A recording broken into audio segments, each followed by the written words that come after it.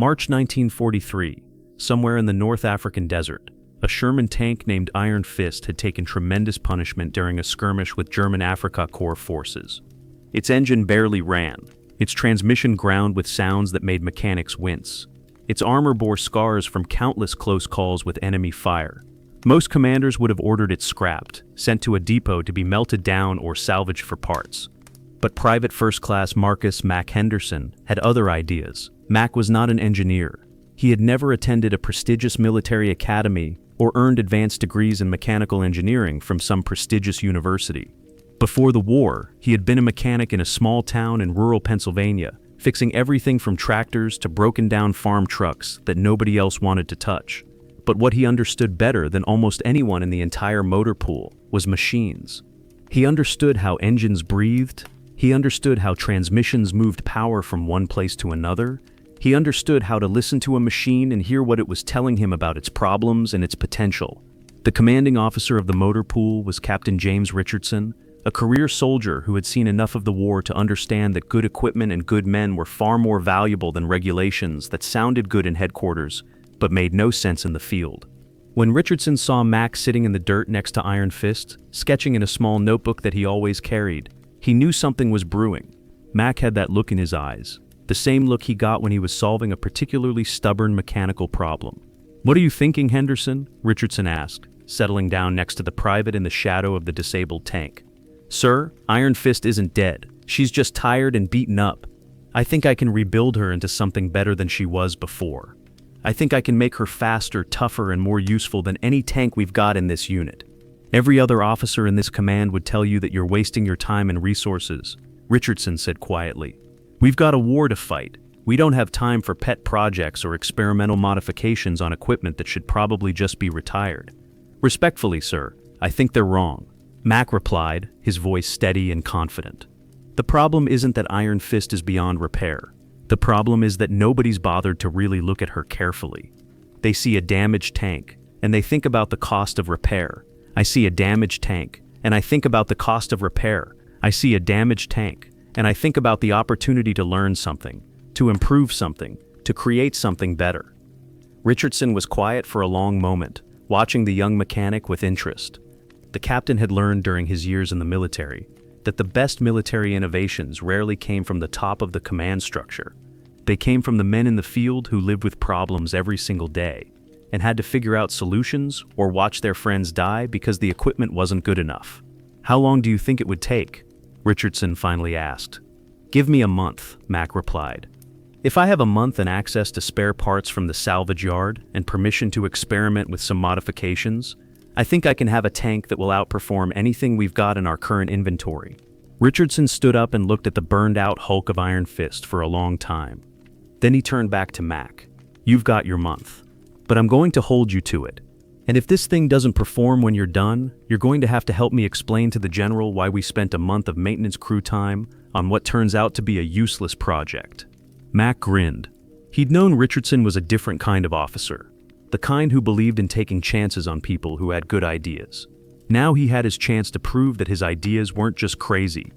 They were actually practical and useful and could make a real difference in the war. Mac threw himself into the work with single-minded determination. He stripped Iron Fist down to her chassis, inspecting every component, every bolt, every weld with meticulous care. He found damage he hadn't expected, but he also found something else. He found opportunities. The original engine had been adequate for the tank's original specifications, but it had never been really optimized for the particular conditions they faced in North Africa. Combs completely rebuilt the engine, adjusting the fuel mixture, modifying the intake manifold, recalibrating the carburetor to function better in the intense desert heat. He worked through the scorching days and the cold nights, often sleeping only a few hours, his mind too full of problems and solutions to allow for extended rest. The other mechanics in the motor pool thought he was genuinely insane. They'd watch him working long into the night by lamplight, making tiny adjustments to parts that most people would have just replaced wholesale. One evening, a mechanic named Tommy Peterson found Mac elbow deep in the transmission housing of Iron Fist, trying to figure out a grinding sound that had plagued the tank. "Hey Mac, you know there's a war on, right?" Peterson said in a joking tone. "You're out here acting like you're building a trophy for some mechanics competition." "Just fixing a machine, Tommy." Mac replied, without looking up from his work. "And you're going to burn out your brain doing it," Peterson said, handing him a canteen of water. "But seriously, man, I'm curious. What's the goal here? What are you trying to make Iron Fist into?" "I'm trying to make her better," Mac said simply. "Every machine has potential that gets wasted because people don't take the time to really understand it. Iron Fist has potential. She can be faster than she is, tougher than she is, more reliable than she is. All she needs is someone to believe in her enough to figure out how." After 3 weeks, Mac had made changes that seemed small individually but combined into something significant. He'd modified the cooling system to handle the desert heat more effectively. He'd reinforced the track system with better tension adjustment mechanisms. He'd rewired the electrical system to improve reliability. He'd even modified the gun mount to traverse faster and aim more accurately. When Richardson finally came to see the finished product, he barely recognized Iron Fist. The tank looked different, though most of the changes were internal. But when Mac started the engine and Richardson heard the smooth, powerful rumble, he understood that something genuinely significant had happened in that motor pool. "This is incredible, Henderson," Richardson said, running his hand along the armor plating of the modified tank. "How did you manage all this?" "The math was sound, sir," Mac replied. "Once I understood what the engine needed, the transmission became obvious. Once I understood what the transmission needed, everything else fell into place like puzzle pieces." Mac took Richardson for a test drive across the desert, pushing Iron Fist harder than any standard Sherman tank could go. The tank responded beautifully, the engine purring instead of laboring, the transmission shifting smoothly, the entire vehicle feeling more responsive and alive than any stock model. "This is exactly what we needed," Richardson said when they returned to the motor pool. "Now we're going to prove it in the field, because that's where it matters. That's where we'll learn if your modifications are really an improvement or just clever modifications that look good in the desert." Iron Fist's first combat test came 3 days later, when the unit was ordered to support infantry advancing against a German strongpoint. Mac wasn't supposed to go, but Richardson insisted, knowing that if there were any problems with the tank, he wanted someone there who understood exactly how it had been modified and why. Mac rode in the cupola next to the commander, Sergeant Robert Collins, as they moved toward the German positions. The engagement happened fast, the way combat always does. German anti-tank guns opened fire as soon as the tanks came into range. Standard Shermans took hits and began pulling back, taking damage to their armor, losing confidence as the enemy poured fire on them. But Iron Fist kept moving forward, her modified engine delivering more power than the Germans expected, her improved maneuverability allowing Sergeant Collins to present a continuously changing target profile that made it harder for the enemy gunners to draw a bead on them. The tank's gun traversed faster than normal, letting Collins engage enemy positions before they could get off a second round. Within minutes, the German gun position was destroyed. The German crews either killed or scattered. The infantry moved forward, taking advantage of the breakthrough that Iron Fist had created. When the battle ended and they returned to the motor pool, Richardson was waiting with a huge grin on his face. "You just proved something important today, Henderson. You proved that good engineering isn't about following regulations or doing things the way they've always been done. Good engineering is about understanding a problem deeply and then thinking creatively about solutions. That tank performed better than any Sherman we have in this entire command." Mac felt a surge of pride and satisfaction, but also something else, a sense of responsibility. Iron Fist had worked, but now what? Now came the harder part. Now he had to figure out if this was just a one-off success, or if it was something that could be repeated, something that could be systematized and applied to other damaged tanks in the motor pool. Over the next several weeks, Mac began documenting everything he'd done to Iron Fist. He took photographs, he drew detailed sketches, he wrote notes about the reasoning behind each modification, and the specific results he'd observed. He created a manual that explained, step by step, how another mechanic could replicate his work. More importantly, he started training other mechanics in the motor pool on his techniques. Some of them were skeptical at first, thinking that this young American private was getting too big for his boots, trying to revolutionize something that didn't need revolutionizing. But when they saw the results, when they drove tanks that Mac had helped modify, skepticism turned into enthusiasm. More damaged tanks began flowing into the workshop for Mac's special treatment. A tank named Grey Ghost, severely damaged in a previous engagement, went through Mac's modification process and came out the other side, performing better than brand new production models. A tank nicknamed Widowmaker, which had a reputation for being difficult and unreliable, was transformed into one of the most dependable vehicles in the motor pool. Word began to spread through the unit and eventually reached higher command levels. Brigadier General Thomas Winslow came to inspect Mac's work personally.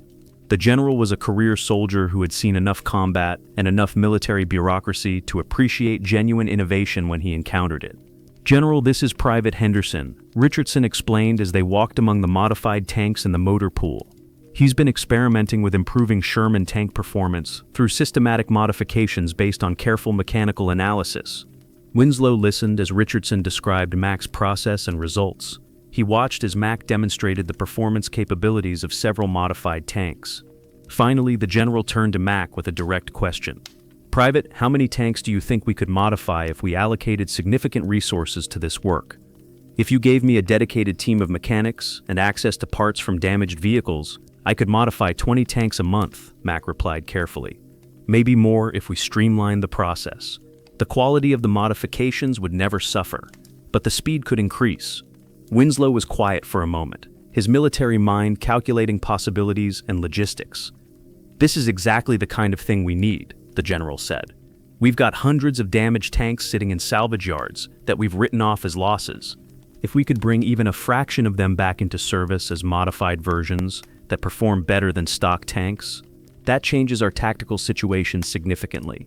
I'm going to authorize a special task force dedicated to this work. You're going to lead it, Private Henderson. You're getting promoted to sergeant, and I'm assigning you the best mechanics we have available. I want a detailed report monthly on how many tanks are coming through the program and what performance metrics they're demonstrating." Mac's promotion came as something of a shock, but Richardson wasn't surprised. "I told you that good ideas get recognized eventually," the captain said when they were alone. "Now you've got a chance to prove that what started as one man's crazy project can become something that actually changes how the entire Army maintains and improves its equipment." The Special Tank Modification Task Force grew rapidly. Mac found himself managing a team of 20 mechanics, all of whom had to learn his techniques and his philosophy about equipment maintenance and modification. He spent countless hours training them, reviewing their work, helping them understand the reasoning behind each modification, so they could think critically rather than just following instructions. Some mechanics were naturally inclined toward this kind of systematic thinking. Others required more patience and more careful explanation. But Mac never became frustrated. He remembered what it was like to think in the old way, to see a damaged tank and think only about salvage value. He understood that this new way of thinking about equipment required a fundamental shift in mindset. The work of the Modification Task Force rippled outward through the military command structure. As more tanks came through the program and performed better in combat situation, more unit requested access to Mac's services. Tank crews who had driven modified tanks told stories about the improved performance, the faster engine response, the more reliable mechanical system. Senior commanders began to understand that Mac had discovered something genuinely important about how to maximize equipment performance. A lieutenant colonel named David Foster came to observe the modification process firsthand. He was a staff officer at division headquarters, responsible for equipment and logistics planning. After spending a day watching Mac and his team work, Foster pulled Mac aside. "What you're doing here is bigger than just individual tank improvements," Foster said. "You're creating a model for how military maintenance can work. You're turning damaged equipment into resources instead of liabilities. You're making mechanics into engineers rather than just people who change parts. The military is going to need people like you after this war ends. I hope you're thinking about what comes next for you." Mac hadn't thought much about life after the war. For him, the work of improving tanks had become all-consuming. It gave him purpose and direction. It was meaningful in a way that most military work wasn't. The idea of going back to fixing farm trucks in Pennsylvania after all of this seemed almost impossible to imagine. But Foster's comments stuck with him.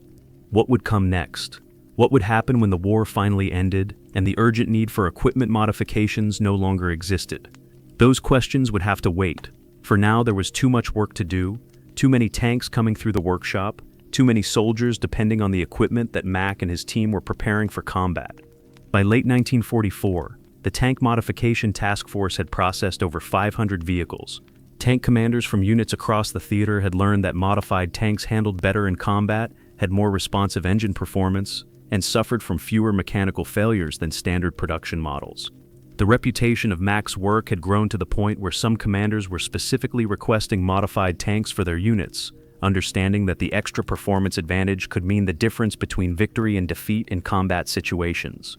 The program expanded further when General Winslow approved Mac's proposal to establish satellite modification teams at other motor pools across the theater. Mac spent weeks training supervisors from other units, helping them establish their own modification programs based on his techniques and his careful documentation of the modifications. He was no longer just a sergeant running a motor pool workshop. He had become something more. He was a technical authority, someone whose expertise was recognized at high levels of command. He was traveling between different bases, consulting on projects, training other mechanics, reviewing modifications that other teams had made to ensure they met his standards. There were times when Mac felt the weight of all this responsibility. He was still a young man, not yet 30 years old, but he carried the burden of knowing that the work he was doing affected the lives of tank crews in combat situations. If a modification he recommended failed in battle, people could die. That knowledge never left him. He would lie awake at night sometimes, thinking about specific tanks and specific crews, hoping that the modifications he had made would perform reliably when those crews needed them most. Private Jones came to find him one evening, sitting alone by the maintenance yard watching the sun set over the desert. "Sarge, you look troubled," Jones said, settling down beside Mac. "Just thinking about all the things that could go wrong," Mac replied honestly. "We've modified hundreds of tanks now. What if we missed something in one of them? What if there's a design flaw that doesn't show up until a tank is in combat? What if someone dies because of something I didn't catch? That's on you?" Jones asked, his tone making it clear that he didn't accept that kind of thinking. "We all check the work, Sarge. Multiple mechanics look at each modification. You review everything personally. If there's a problem, it's not just on you. We're a team. We all take responsibility for the quality of what we produce." Mac knew that Jones was right, but the guilt was still there. The weight of consequences that went beyond just mechanical performance. Every tank that went out of the workshop was carrying men into danger. Mac had become responsible for making sure that the equipment those men depended on was as good as it could possibly be. That was heavy knowledge to carry. By early 1945, with the war winding down, Mac's work took on a different character. Instead of focusing on combat performance, he began developing modifications that would help tanks survive combat more effectively. He worked on improved armor protection for vulnerable areas. He developed better shock absorption systems for the suspension to reduce wear and tear during the intense operations of late-stage warfare. He created modified viewing systems that gave tank commanders better visibility and situational awareness. He even designed improvements to the escape hatches and emergency systems. Understanding that when a tank was hit, crew survival sometimes depended on how quickly they could get out of the vehicle. General Winslow called Mac to division headquarters for a private meeting as the war in Europe was winding down. The general looked tired, the way all the senior commanders looked tired after years of war, but his eyes were still sharp when he looked at Mac. "Private, or should I say sergeant at this point, the general began. The U.S. Army has made a decision about your future. What the work you've done here has demonstrated is that systematic modification and optimization of existing equipment can be just as valuable as producing new equipment in many cases. After the war, the Army is going to need officers and senior non-commissioned officers who understand this principle and can help establish permanent programs around it. We want you to consider going through officers' training. We believe you could have a significant military career if you wanted it."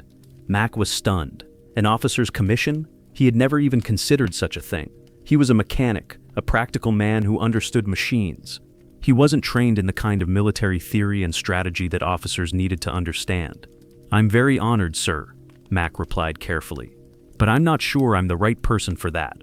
I'm a mechanic, not a military strategist." "You're a problem solver," General Winslow corrected.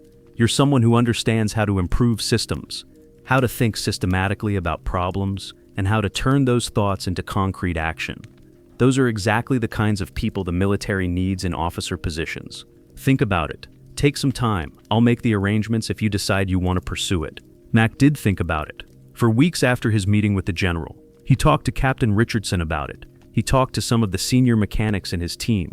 He talked to his family in letters home, trying to explain the opportunity and his uncertainty about it. Ultimately, Mac decided to decline the offer. In a letter to General Winslow, he explained that his passion was mechanical work, not military command.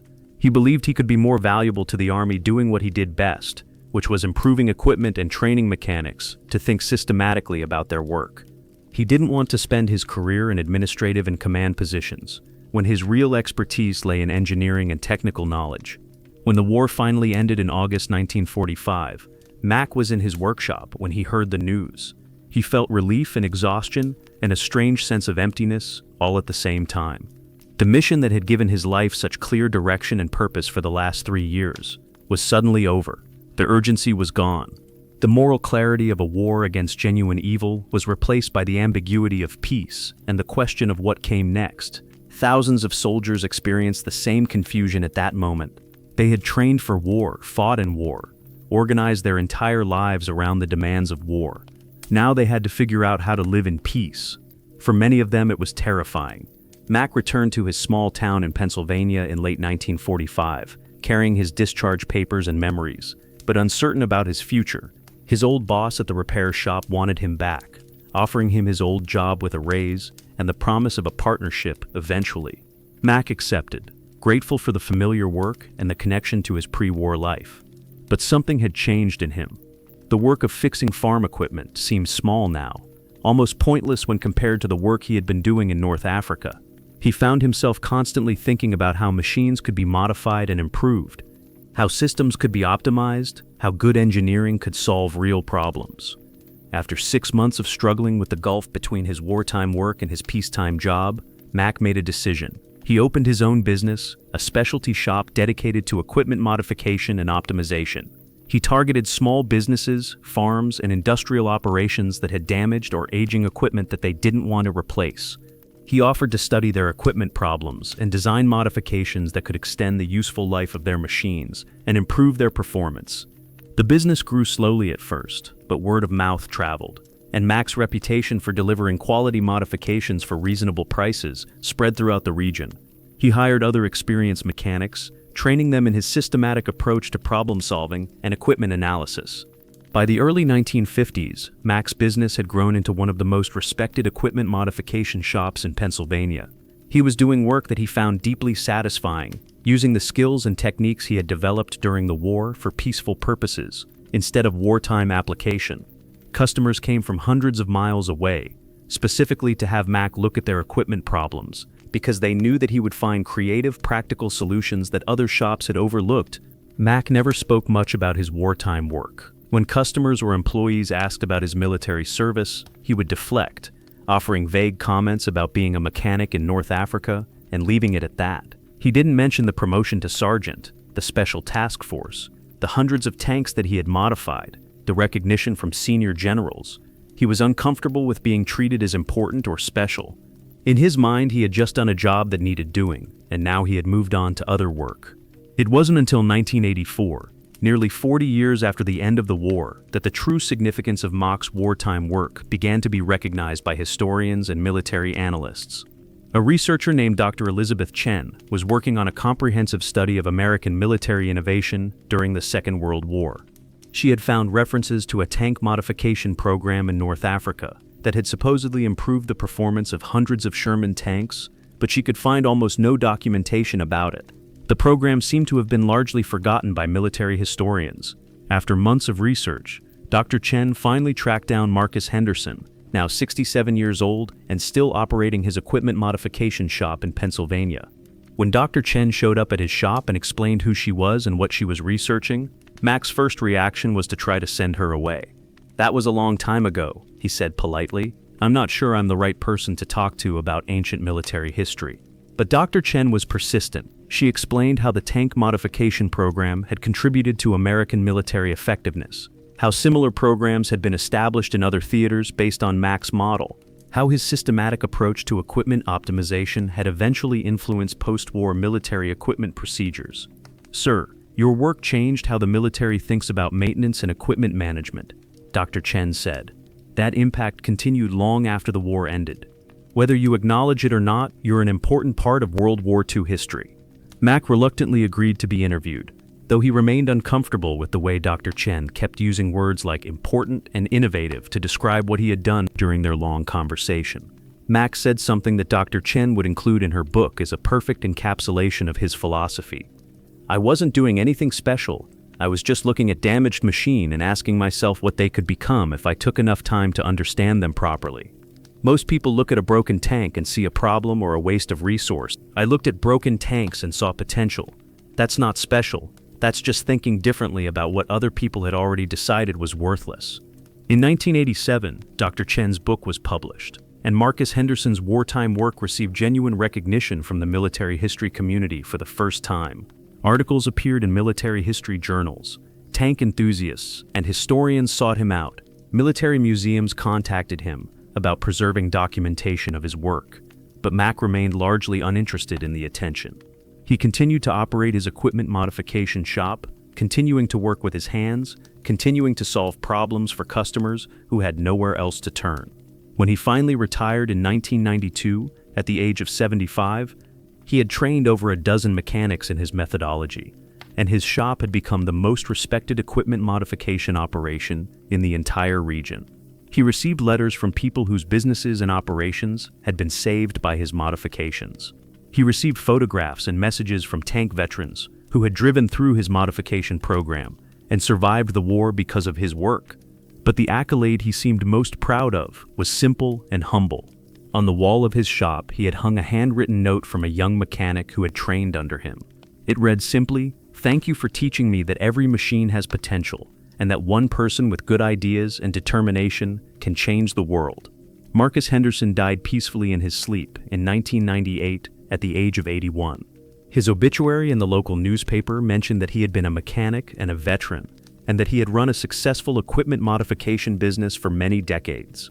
It didn't specifically mention his wartime innovations or his contribution to the tank modification program. Most of the people in his town had no idea that the quiet old mechanic who had fixed their equipment over the years had once changed the course of military operations during the Second World War.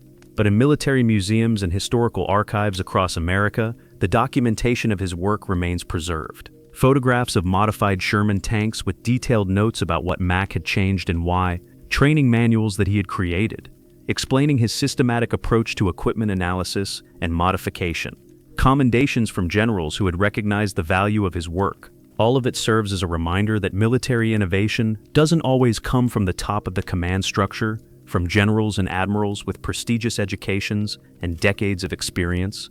Sometimes it comes from a mechanic in a motor pool who has the courage to look at a broken machine and ask not why it's broken, but what it could become if he refused to accept that it was worthless. That kind of thinking, that kind of determination to improve systems and solve problems, is what builds great militaries and what wins wars. Marcus Henderson was just an American mechanic from Pennsylvania who understood machines and believed that problems could be solved. And in understanding that simple truth, he changed history.